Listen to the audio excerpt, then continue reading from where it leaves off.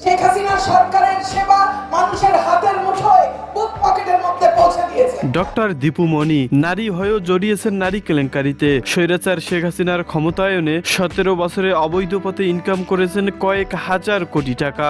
বহির্বিশ্বে কয়েক শত বাড়ি রয়েছে ডক্টর দীপু মনির। ভারতের রয়ের পরিকল্পনায় বাংলাদেশকে ভারতের অঙ্গরাজ্য বানাতে চেয়েছিলেন ডক্টর দীপু মনি। এদেশের শিক্ষা ব্যবস্থাকে ধ্বংসের অদূরদর্শী পরিকল্পনা হাতে নিয়ে ক্রমান্বয়ে সামনে এগিয়ে যাচ্ছিলেন ডক্টর দীপু মনি। 2015 সালের পর থেকেই তার প্রতিচ্ছবিগুলো ফুটে উঠেছিল। এই যেমন পাঠ্যপুস্তকের শুরু থেকে শেষ পর্যন্ত বঙ্গবন্ধুর কাহিনী লিপিবদ্ধ করা, ইসলাম ধর্মের বিভিন্ন মনীষীদের গল্প জীবন বৃত্তান্ত তুলে দেওয়া, শিক্ষার নামে ছাত্রছাত্রীদের ডান্স করানো, প্র্যাকটিক্যাল পড়ালেখা হিসাবে স্কুলে ডিম বেঁচে খাওয়া, বিছানা করা সহ নানা কুকীর্তির জন্ম দিয়েছিলেন ডক্টর দীপু মনি।